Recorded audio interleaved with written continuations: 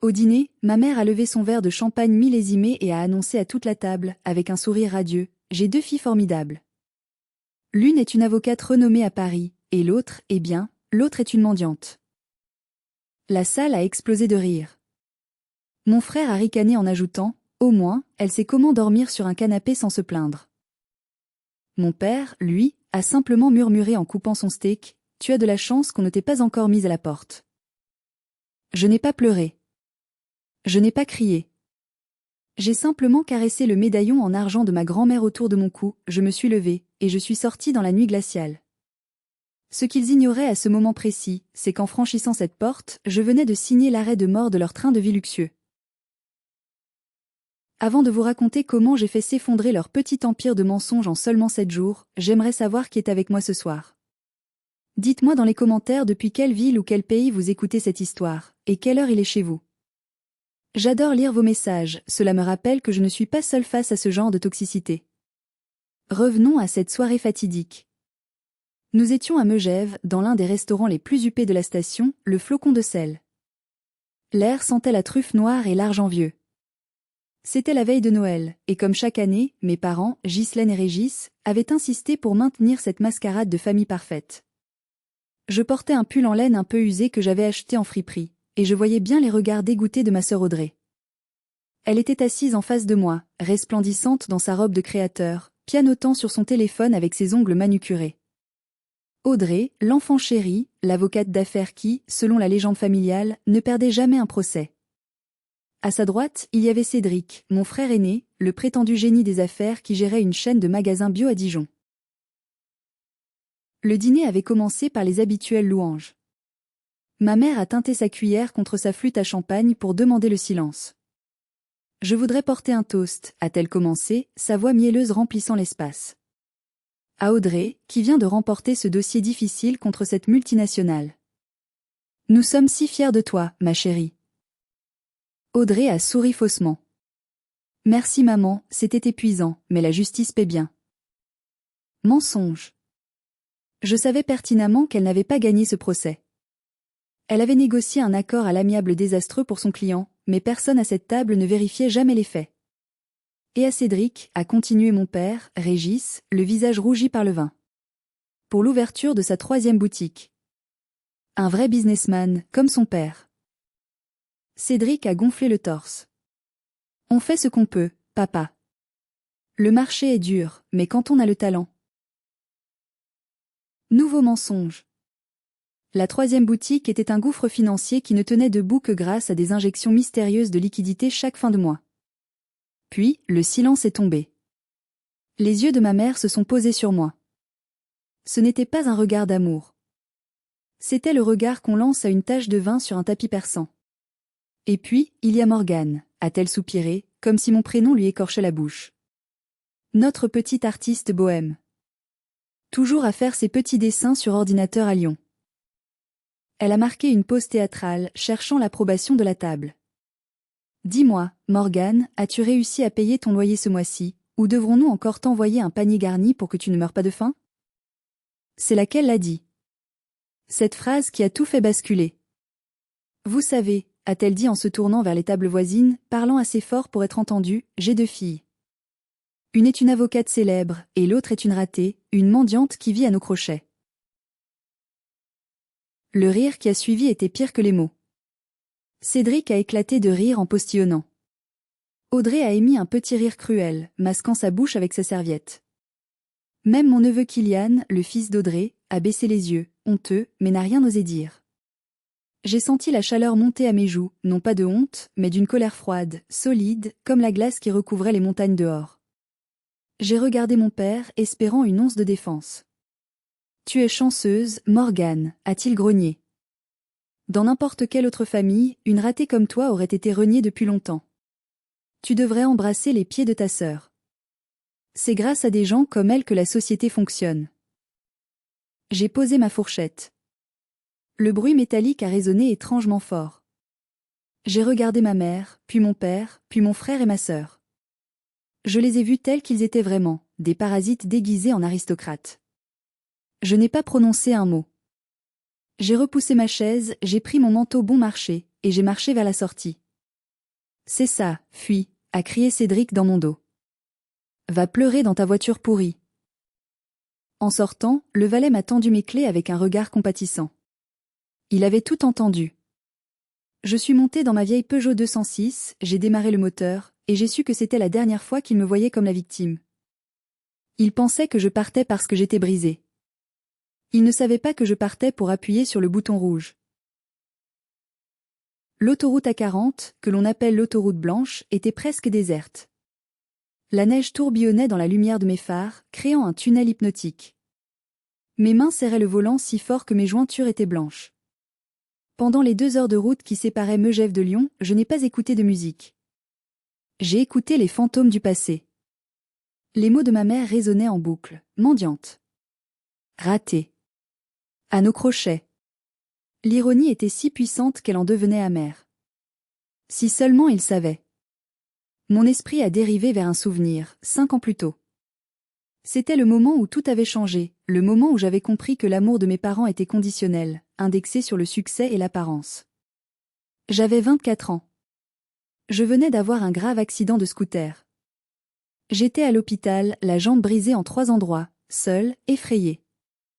Je venais de lancer ma start-up, je n'avais pas de mutuelle décente, et les frais chirurgicaux s'annonçaient lourds. J'avais appelé ma mère en pleurs. Maman, j'ai besoin d'aide. Il me manque 500 € pour payer l'anesthésiste et les frais de dossier immédiats, sinon ils vont retarder l'opération. Il y a eu un silence au bout du fil. Puis la voix de ma mère, froide, Morgane, tu sais bien que nous sommes un peu justes ce mois-ci. Nous venons d'acheter l'appartement à Paris pour Audrey. Elle a besoin d'un endroit décent pour recevoir ses clients. Nous ne pouvons pas gaspiller de l'argent pour ta négligence. Tu n'avais qu'à faire attention. Débrouille-toi. Elle avait raccroché. J'étais restée là, dans ce lit d'hôpital, la douleur pulsant dans ma jambe, réalisant que le confort d'Audrey passait avant ma santé. J'avais dû vendre mon ordinateur portable et emprunter de l'argent à un ami pour me faire opérer. J'ai gardé des séquelles. Chaque hiver, quand le froid s'installe, ma jambe me lance, comme un rappel constant de leur abandon. C'est cette nuit-là, à l'hôpital, que la rage s'est transformée en ambition. J'ai juré que je ne dépendrais plus jamais d'eux. J'ai travaillé comme une forcenée. J'ai codé jour et nuit, mangeant des pâtes sans beurre, dormant 3 heures par nuit. Et j'ai créé Pilier. Mais quand j'ai commencé à gagner de l'argent, beaucoup d'argent, une chose étrange s'est produite. Je n'ai pas pu m'empêcher de vouloir les sauver. C'est stupide, je sais. C'est le syndrome de l'enfant mal aimé qui essaie d'acheter l'affection de ses bourreaux. Quand j'ai vu que la maison familiale de Dijon allait être saisie parce que mon père avait tout perdu en bourse, je suis intervenue. Secrètement. Quand j'ai vu que Cédric allait faire faillite, j'ai injecté des fonds. Secrètement. Quand Audrey s'est retrouvée surendettée par ses achats compulsifs de luxe, j'ai couvert ses arrières. Je me suis posé cette question 1000 fois. Pourquoi les aider alors qu'ils me méprisaient? Peut-être parce que je voulais prouver, même dans l'ombre, que j'étais la plus forte. Ou peut-être parce que j'espérais qu'un jour, par miracle, ils changeraient. Mais ce soir, à Megève, le miracle est mort. Je vous pose la question, à vous qui m'écoutez, si votre famille vous avait laissé souffrir dans un lit d'hôpital pour acheter un appartement à votre sœur, auriez-vous pardonné? Auriez-vous continué à les aider en secret comme je l'ai fait pendant 5 ans? Dites-le moi sincèrement dans les commentaires, car pendant longtemps, j'ai cru que c'était moi qui étais folle. Je suis arrivée à l'entrée de Lyon. Les lumières de la ville scintillaient au loin. La colère froide avait laissé place à une détermination d'acier. Il m'avait appelée mendiante. Très bien. Il était temps qu'il découvre ce que c'est que de devoir vraiment mendier. Je suis entrée dans mon immeuble situé dans le quartier ultramoderne de la Confluence. Le concierge m'a salué avec respect. Bonsoir mademoiselle Leblanc. Joyeux Noël. Joyeux Noël, Pierre, ai-je répondu. Je suis montée dans l'ascenseur privé qui menait directement au dernier étage. Mes parents pensaient que je vivais dans une colocation miteuse en banlieue. Ils n'étaient jamais venus me voir. Si seulement ils savaient que la mendiante vivait dans un penthouse de 200 mètres carrés avec vue panoramique sur le Rhône et la Saône. J'ai jeté mon manteau sur le canapé italien et je me suis dirigée directement vers mon bureau. C'est là que la magie opérait. C'est là que j'avais bâti Pilier. Pour ceux qui ne connaissent pas, Pilier est une application FinTech que j'ai cofondée avec mon amie Sofiane. Elle utilise l'intelligence artificielle pour optimiser les dettes et l'épargne. Elle est devenue virale il y a 3 ans. Mais j'ai toujours gardé mon identité secrète derrière une holding. Pour le monde et surtout pour ma famille, j'étais juste une graphiste freelance qui galérait. J'ai allumé mon écran principal. La lumière bleue a inondé la pièce sombre. J'ai tapé mon mot de passe administrateur et j'ai accédé au God Mode, le mode Dieu.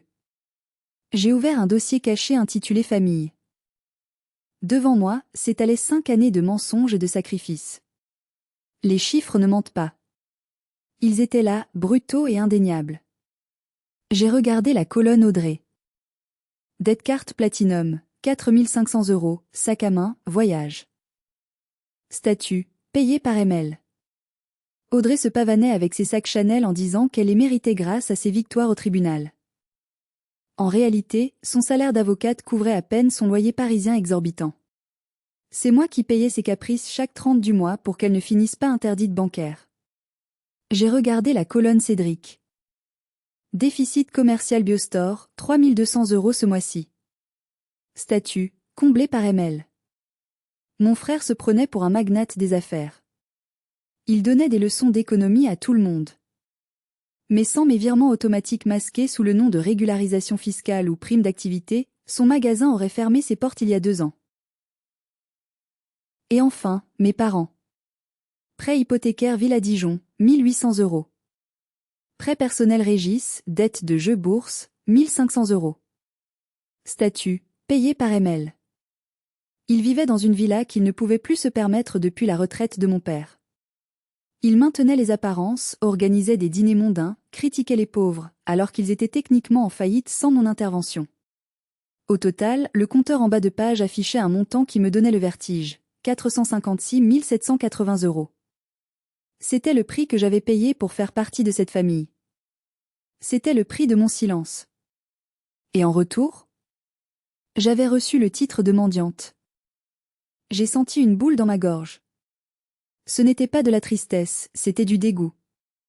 J'avais travaillé si dur. J'avais sacrifié mes propres vacances, mes propres plaisirs, pour qu'ils puissent dormir sur leurs 2 oreilles.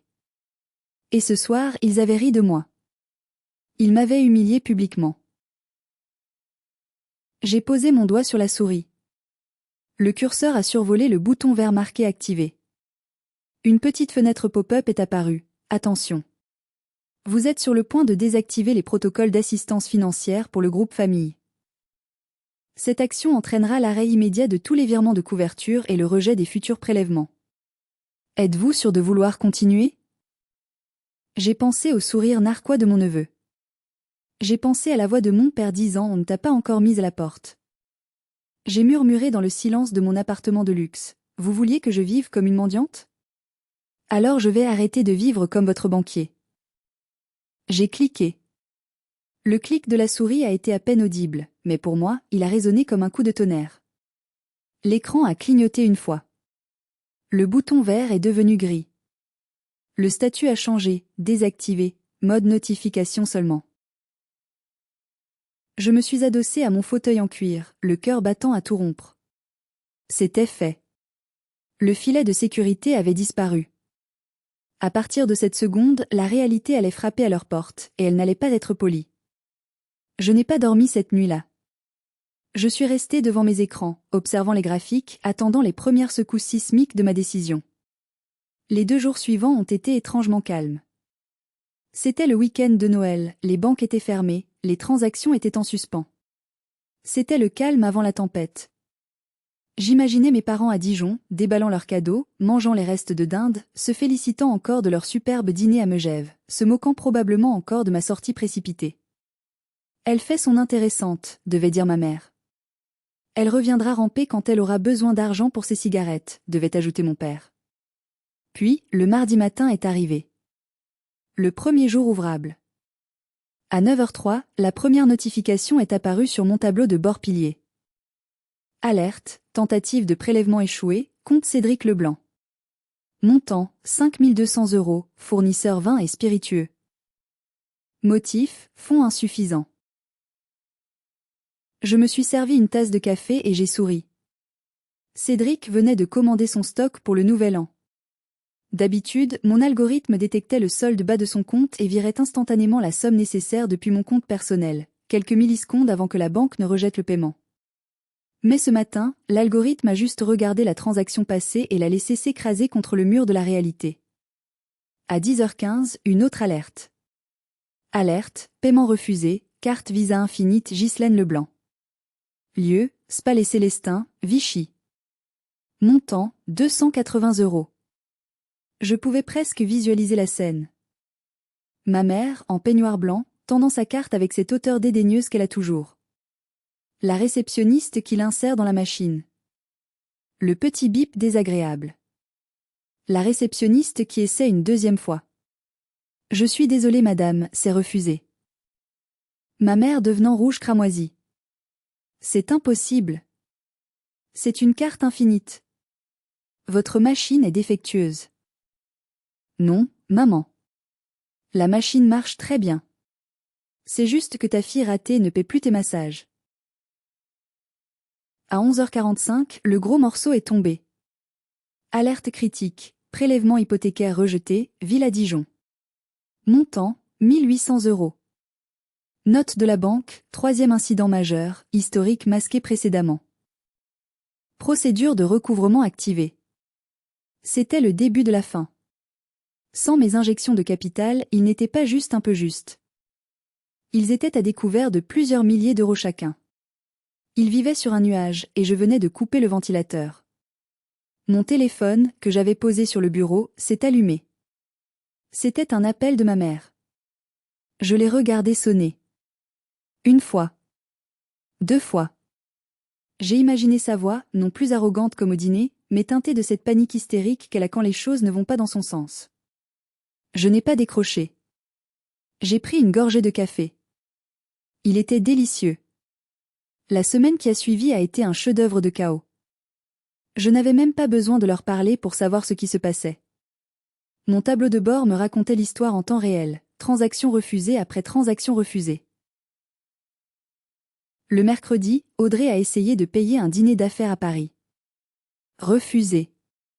Elle a dû appeler son mari pour qu'il vienne payer, une humiliation suprême pour celle qui se vantait de son indépendance financière. J'ai vu la notification, carte bloquée par l'émetteur, risque de crédit élevé.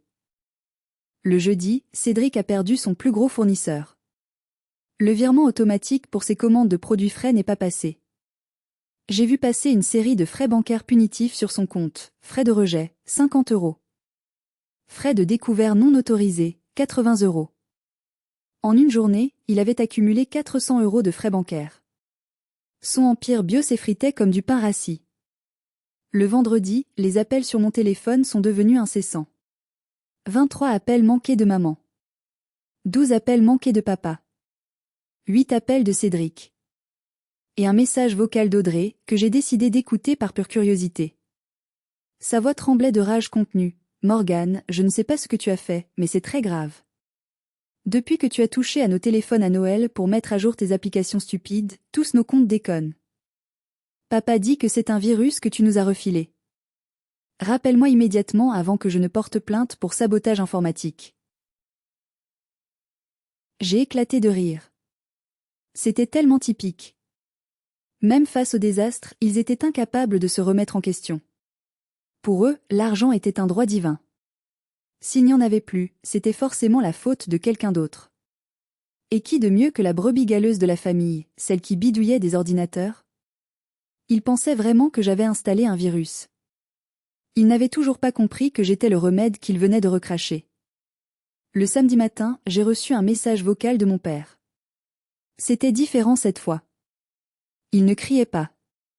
Il haletait, comme s'il venait de courir. « Morgane, c'est papa. Écoute, c'est la catastrophe. La banque vient d'appeler. Ils parlent de saisir la maison. Ils disent que les versements de régularisation ont cessé. Je ne comprends pas. Ils disent que ces versements venaient d'un compte tiers qui a bloqué l'accès. Le banquier m'a demandé si je connaissais une certaine société ML Holdings. Morgane. ML, c'est toi? Dis-moi que ce n'est pas toi. Le ton de sa voix, c'était un mélange de peur et d'incrédulité. L'idée que sa fille ratée puisse avoir une holding capable de payer son hypothèque était inconcevable pour son cerveau étriqué. J'ai décidé qu'il était temps de répondre. Pas par un appel. C'était trop facile. Je voulais voir leur visage quand la vérité éclaterait. Je voulais voir la lumière s'éteindre dans leurs yeux arrogants. J'ai envoyé un message unique dans le groupe WhatsApp familial La Famille Formidable. Oui, c'était vraiment le nom du groupe. Je ne suis pas un virus. Je ne suis pas une erreur informatique. Si vous voulez comprendre pourquoi votre monde s'écroule, venez à Lyon. Je vous attends mardi à 14 h dans mon bureau. Voici l'adresse. J'ai joint la localisation de mon immeuble à Confluence. Cédric a répondu immédiatement. Tu habites dans ce quartier? Tu fais le ménage chez qui? Je n'ai pas répondu. J'ai éteint mon téléphone. Laissez-les mariner dans leur angoisse tout le week-end. Laissez-les compter leurs centimes pour payer l'essence du voyage. La leçon ne faisait que commencer.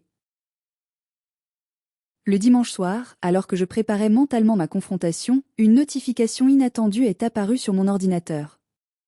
C'était un message privé sur Discord. Utilisateur, Kylian Gam 3R, mon neveu de 17 ans. Salut Tatimo. C'est le chaos ici. Grand-mère pleure dans la cuisine en disant qu'ils vont finir à la rue. Grand-père hurle au téléphone avec ses courtiers. Maman, Audrey, est en train de chercher des prêts à la consommation en ligne, mais tout est refusé. J'ai souri tristement. Kylian était le seul membre de cette famille qui avait une âme. Il était passionné de code et de jeux vidéo, comme moi. Mais Audrey lui interdisait de me parler trop souvent, de peur que je ne le contamine avec mon manque d'ambition. J'ai tapé « Et toi, ça va ?» Il a répondu instantanément « Moi ça va. » Honnêtement? C'est un peu satisfaisant de les voir paniquer. Ils sont tellement faux d'habitude. Mais Tati, je crois que je sais ce qui se passe. L'autre jour, j'ai emprunté l'iPad de maman pour jouer, et j'ai vu une notif de ton appli Pilier. Ça disait protection désactivée par admin Monsieur L. J'ai fait le rapprochement. ML. Morgane Leblanc. C'est toi, hein? C'est toi qui payais tout? Ce gamin était brillant. Bien plus que sa mère avocate. Oui, Kylian.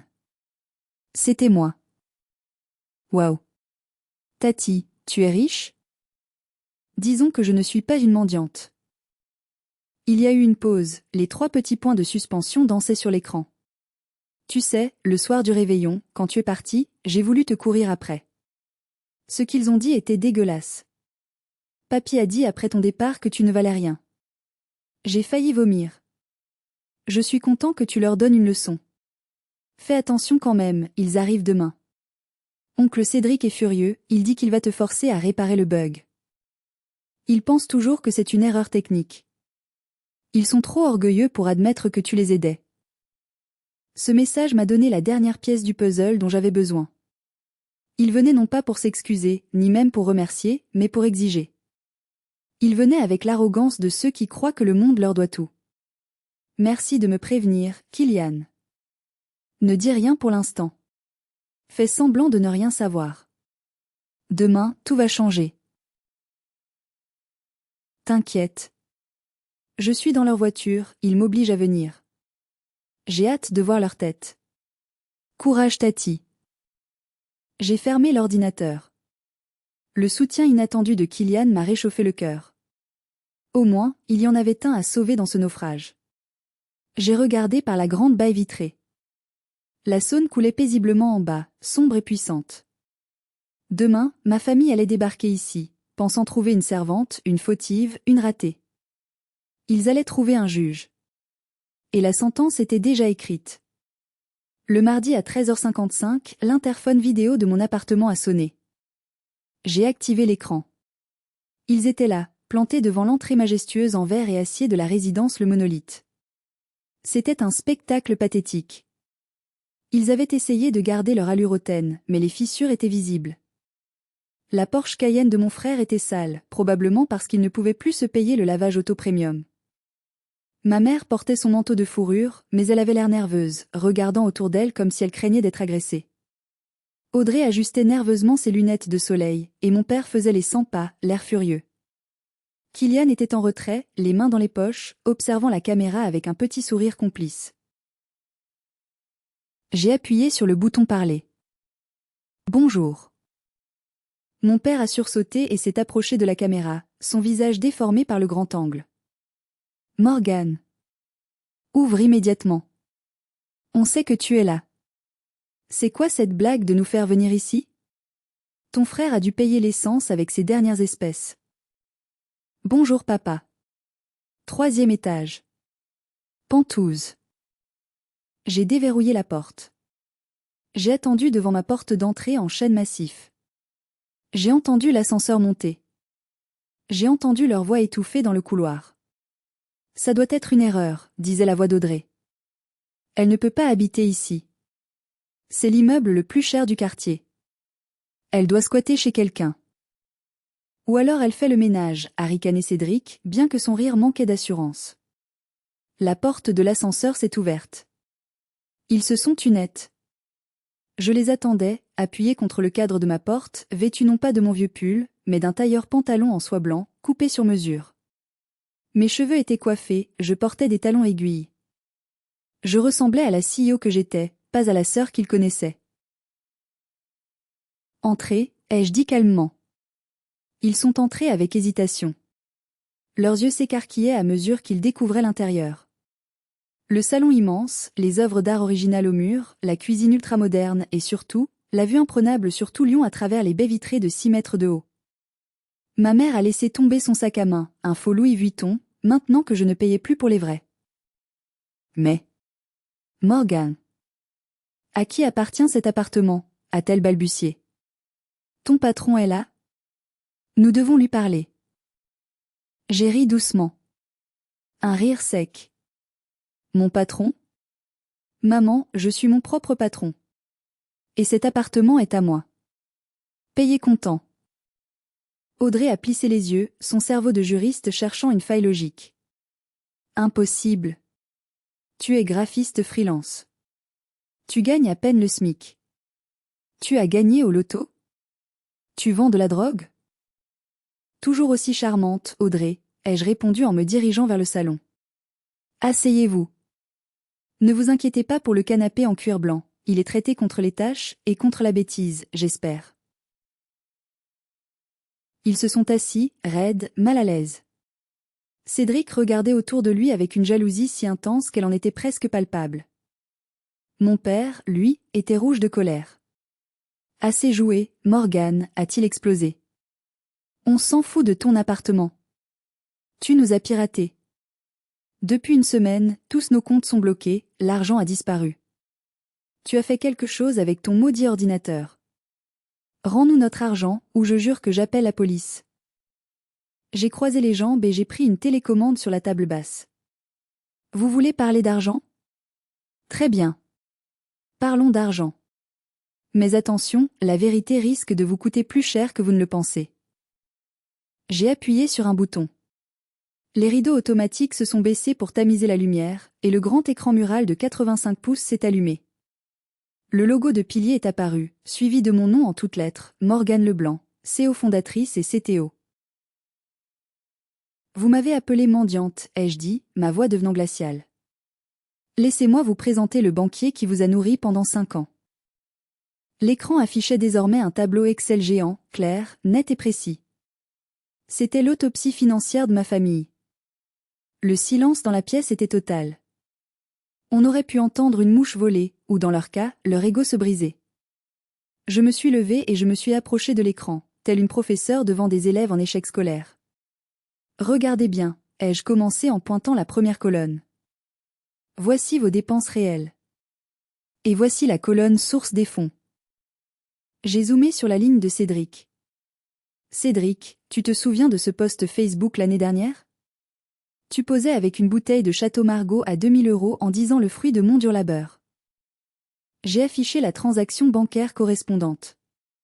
Carte refusée à 20 h. Solde couvert par M.L Personal Fund à 20h01.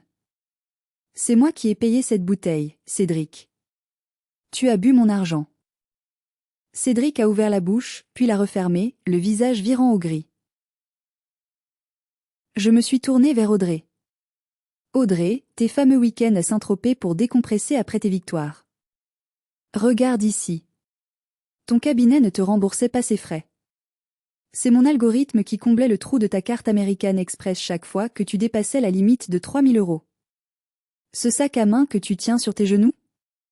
Je l'ai payé. Audrey a instinctivement serré son sac contre elle, comme s'il allait brûler. C'est faux. C'est un montage, a-t-elle sifflé, mais sa voix manquait de conviction. Et vous, papa, maman? J'ai affiché le plus gros montant. La villa. Votre fierté. Vous disiez à tout le monde que vous aviez fait de bons placements. La vérité, c'est que papa a perdu 60% de son capital retraite en jouant aux apprentis traders il y a 4 ans. Depuis, c'est moi qui paie les mensualités. Chaque mois. J'ai fait défiler l'écran jusqu'au total final, écrit en rouge gras, 456 780 €. Voilà ce que la mendiante vous a donné. Près d'un demi-million d'euros. Je ne vous ai pas piraté. J'ai simplement arrêté de vous perfuser. Vous n'êtes pas victime d'un vol, vous êtes victime de votre propre incompétence et de mon excès de générosité. Ma mère a commencé à pleurer. Pas des larmes de remords, non. Des larmes de peur. Mais pourquoi, a-t-elle gémi? Pourquoi tu ne nous as rien dit? Pourquoi tu nous as laissé croire qu'on avait de l'argent? Parce que je voulais que vous m'aimiez, ai-je crié, perdant mon calme pour la première fois. Je pensais que si je réglais tous vos problèmes, vous finiriez par voir que je valais quelque chose. Mais j'ai eu tort. Même quand je vous sauvais la vie, vous me crachiez dessus. Régis, mon père, s'est levé, tremblant de rage et d'humiliation. Tu nous as piégés. Tu nous as laissé vivre au-dessus de nos moyens pour pouvoir nous humilier aujourd'hui. C'est pervers, Morgane. Tu es une manipulatrice. Je suis une manipulatrice, ai-je répliqué. Je vous ai offert une vie de rêve. Tout ce que vous aviez à faire, c'était d'être décent. Juste décent. Mais à Megève, vous m'avez traité de déchet. Alors j'ai décidé de vous traiter comme des adultes responsables. Payez vos propres factures. C'est là que l'atmosphère a changé. J'ai vu le regard d'Audrey se durcir. Elle a remis ses lunettes, a redressé son dos, et le masque de l'avocate rapace est retombé sur son visage. La tristesse a disparu, remplacée par le calcul. Attends une minute, a-t-elle dit froidement. Tu as utilisé nos données bancaires pour calibrer ton application, n'est-ce pas? Tu as utilisé la famille comme cobaye pour ton algorithme? Je l'ai regardé, incrédule. Tu plaisantes, j'espère? Non, a-t-elle continué, un sourire carnassier aux lèvres. Tu as accédé à nos comptes sans mandat écrit explicite. Tu as utilisé nos profils financiers pour enrichir ta base de données et vendre ton logiciel. Juridiquement, on peut appeler ça de l'exploitation de données personnelles. Voire de l'abus de confiance. Ma mère a relevé la tête, séchant ses larmes instantanément. L'odeur de l'argent l'avait réanimée. Audrey a raison, a dit Ghislaine. Cet argent, cette application, c'est grâce à nous. Si tu as réussi, c'est parce que nous t'avons inspiré. C'est l'argent de la famille. J'étais stupéfaite. Ils étaient au fond du trou, et au lieu de chercher une échelle, ils essayaient de creuser pour me tirer vers le bas. Ils voulaient ma part. Ils voulaient s'approprier mon succès. Nous voulons notre part, a déclaré Cédric en se levant à son tour. On veut 50% des parts de ta société. Pour préjudice moral et utilisation frauduleuse de données. Sinon, on t'attaque en justice et on détruit ta réputation. J'ai regardé Kylian. Il était assis dans le coin, la tête dans les mains, accablé par le comportement de sa propre mère. J'ai pris une grande inspiration. Vous voulez des parts, ai-je demandé doucement. Oui, ont-ils répondu en chœur. Dommage, ai-je dit en me dirigeant vers la porte d'entrée pour l'ouvrir. Parce que vous arrivez une semaine trop tard. Au moment où j'ouvre la porte, un homme est entré. C'était Sofiane, mon associé et meilleur ami. Il tenait une mallette en cuir et affichait un sourire éclatant. Ah, bonjour, a-t-il lancé joyeusement, ignorant la tension palpable dans la pièce. Tu ne m'avais pas dit qu'on avait de la visite, Mo. Il s'est tourné vers ma famille pétrifiée. Vous devez être les fameux parents. J'ai beaucoup entendu parler de vous. Il a insisté sur le mot beaucoup avec une ironie mordante. Audrey s'est avancée vers lui, agressive. Qui êtes-vous? Nous sommes en pleine discussion familiale sur la restructuration de l'actionnariat de la société de ma sœur. Sofiane a éclaté de rire. Restructuration? Madame, il n'y a plus rien à restructurer. Il a posé sa mallette sur la table en verre, a sorti un dossier épais et l'a fait glisser vers Audrey. Lisez ça. C'est public depuis ce matin, mais comme vous étiez occupé à conduire jusqu'ici, vous l'avez raté. Audrey a saisi le document. Ses yeux ont parcouru la première page et j'ai vu ses mains commencer à trembler. Quoi? A-t-elle murmuré. Acquisition. 12 millions d'euros? Exactement, a confirmé Sofiane en s'asseyant décontracté sur le bras du canapé. Morgan et moi avons vendu Pilier la semaine dernière à un groupe fintech allemand. La vente a été finalisée le 24 décembre au matin. Il a pointé Morgan du doigt. Votre fille n'est plus propriétaire de l'application. Elle est juste une consultante très riche qui profite de sa retraite anticipée. Vous ne pouvez pas réclamer des parts d'une entreprise qui ne lui appartient plus. Cédric a failli s'étouffer. 12 millions? Vous avez vendu pour 12 millions? Dont 60% pour Morgan, a précisé Sofiane. Faites le calcul. Ça fait beaucoup de zéros. L'atmosphère dans la pièce a changé instantanément. La menace juridique a disparu. L'agressivité s'est évaporée. À la place, une cupidité obséquieuse et visqueuse a envahi l'espace. C'était esséurant. Ma mère s'est levée et s'est précipitée vers moi, les bras ouverts. Oh, ma chérie. Ma petite Morgane. Je le savais. J'ai toujours su que tu étais un génie. 12 millions. C'est merveilleux. Nous sommes riches. Elle a essayé de me serrer dans ses bras, mais j'ai reculé brusquement. Nous sommes riches, ai-je répété. Non, maman. Je suis riche. Mon père a essayé de jouer la carte de l'autorité paternelle bienveillante. Allons, Morgane, ne joue pas sur les mots. On a eu des mots durs, c'est vrai. Le stress, tu comprends. Mais maintenant, tout va s'arranger. Avec cet argent, on peut rembourser la maison, renflouer le magasin de Cédric, et Audrey a besoin d'un coup de main pour son cabinet. On est une famille, après tout. Le sang est plus important que tout. J'ai regardé ces gens. J'ai regardé leurs visages avides. Il y a une semaine, j'étais une mendiante. Aujourd'hui, j'étais leur sauveur, simplement parce que mon compte en banque avait changé de statut. Ils ne m'aimaient pas plus qu'avant. Ils aimaient mon argent. Je me suis tournée vers Sofiane. Montre-leur la dernière page du contrat, s'il te plaît. Sofiane a feuilleté le dossier jusqu'à l'annexe C. Ah oui, ma partie préférée, a-t-il dit. Il a lu à haute voix. Clause de donation philanthropique. Mademoiselle Morgane Leblanc stipule que sur sa part de la vente, la somme de 456 780 €, correspondant exactement aux dettes familiales toxiques accumulées par le passé, sera immédiatement versée à la Fondation Les Petits Princes. Il a levé les yeux vers ma famille. En gros, l'argent qu'elle a dépensé pour vous pendant 5 ans? Elle considère que c'était une perte sèche.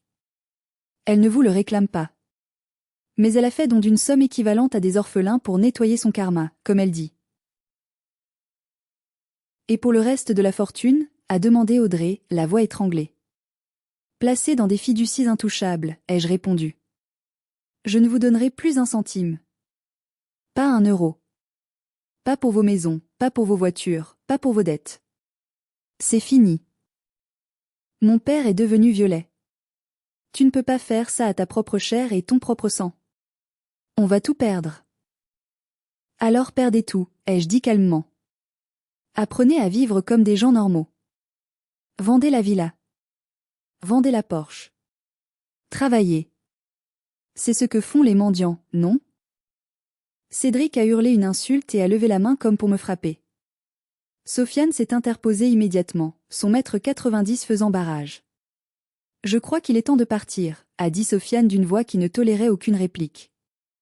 Avant que j'appelle la sécurité.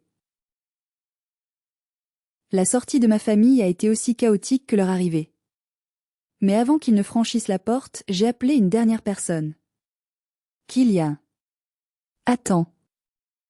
Mon neveu s'est arrêté. Audrey l'a tiré par le bras. Viens, Kylian.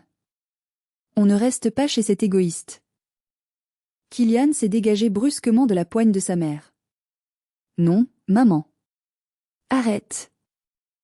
Il s'est tourné vers moi. Il avait les larmes aux yeux.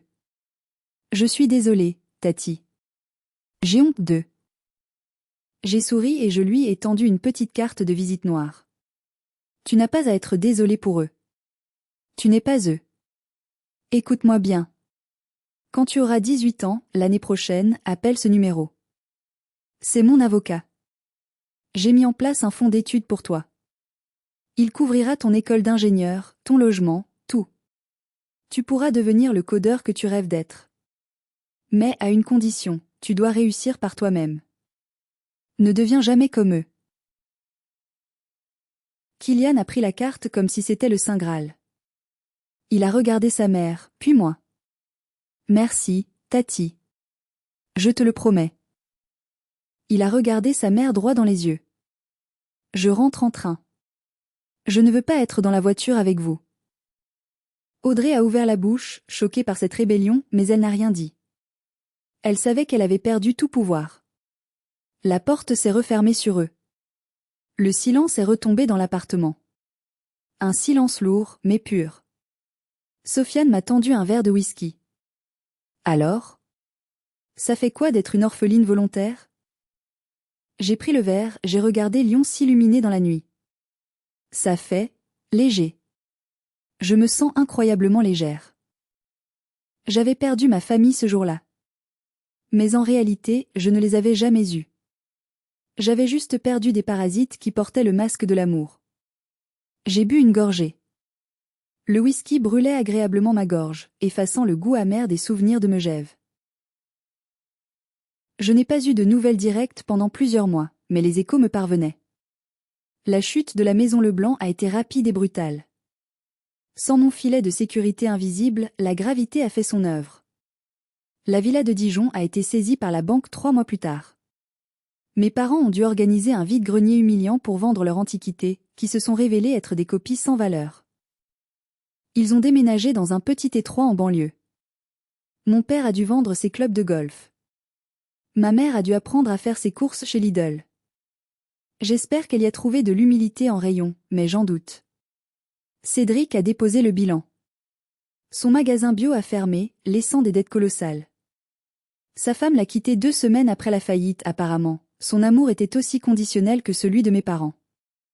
Il travaille maintenant comme chef de rayon dans un supermarché. L'ironie du sort, il range les bouteilles de vin qu'il ne peut plus s'offrir. Quant à Audrey. La justice a un sens de l'humour poétique. Désespérée par ses dettes, elle a essayé de piocher dans le compte séquestre d'un client pour couvrir ses propres échéances. Elle s'est fait prendre. Elle a été radiée du barreau pour manquement à l'éthique. L'avocate célèbre ne peut plus plaider. Elle travaille maintenant comme consultante juridique obscure pour une compagnie d'assurance bas de gamme. Moi? Je suis partie voyager. J'ai passé 1 mois au Japon, 2 mois en Nouvelle-Zélande. J'ai réappris à vivre pour moi. J'ai soigné ma jambe avec les meilleurs kinésithérapeutes. Je ne boite presque plus. Mais l'histoire ne s'arrête pas tout à fait là. Hier, j'ai reçu un email. Objet, urgent, papa. C'était de ma mère. Morgane, s'il te plaît. Ton père est à l'hôpital. Il a fait un infarctus léger. Le stress de la faillite. On n'a pas les moyens de payer une chambre individuelle. Il est dans une chambre commune bruyante. Il demande à te voir. S'il te plaît, au nom du passé. Aide-nous juste une dernière fois. J'ai regardé l'écran. Mon doigt a survolé le bouton répondre. Il y a 1 an, j'aurais couru. J'aurais payé. J'aurais pleuré. Mais aujourd'hui, j'ai relu le message et j'ai vu la manipulation derrière chaque mot. Au nom du passé. Ce passé où ils m'ont appelée mendiante. J'ai appuyé sur supprimer. Puis j'ai bloqué l'adresse. J'ai envoyé un message à Kylian à la place. J'ai viré ton argent de poche du mois. Travaille bien tes maths. Je suis fière de toi. Je suis actuellement assise sur une terrasse face au Mont Blanc. Pas à Megève, mais du côté italien, loin des faux-semblants. L'air est pur. J'ai réalisé quelque chose d'essentiel, la famille n'est pas une question d'ADN. Le sang vous rend parent, mais c'est la loyauté qui fait de vous une famille. Pendant des années, j'ai payé pour être aimé. J'ai cru que l'amour était une transaction. Je me trompais. L'amour ne s'achète pas, et le respect ne se négocie pas. Ils m'ont appelée la ratée. Aujourd'hui, je suis libre, riche et entourée de gens qui m'aiment pour qui je suis, pas pour ce que je peux leur virer sur un compte bancaire. Eux, ils ont tout perdu, mais le plus triste, c'est qu'ils n'ont toujours pas compris pourquoi. Ils pensent encore qu'ils sont victimes de la malchance. Ils n'ont pas perdu à cause de l'argent. Ils ont perdu parce qu'ils ont sous-estimé la mendiante qui tenait les piliers de leur temple. Alors, si vous m'écoutez aujourd'hui et que vous êtes la brebis galeuse de votre famille, si vous êtes celui ou celle qu'on critique, qu'on utilise, qu'on méprise, écoutez-moi bien, coupez les ponts. Arrêtez de payer. Arrêtez d'essayer de prouver votre valeur à des gens qui ont décidé de ne pas l'avoir. Votre valeur ne dépend pas de leur approbation. Parfois, la chose la plus saine à faire est d'appuyer sur le bouton désactiver et de regarder le château de cartes s'effondrer. Ce n'est pas de la cruauté. C'est de la justice. C'est la fin de mon histoire, mais peut-être le début de la vôtre. Si cette histoire vous a touché, ou si vous avez vous-même vécu une situation similaire avec une famille toxique, mettez un j'aime à cette vidéo. Et surtout, partagez votre expérience dans les commentaires. Avez-vous déjà coupé les ponts? Comment vous êtes-vous senti après? Je lirai toutes vos histoires. N'oubliez pas de vous abonner pour ne pas rater la prochaine confession. Prenez soin de vous, et surtout, gardez le contrôle de votre vie.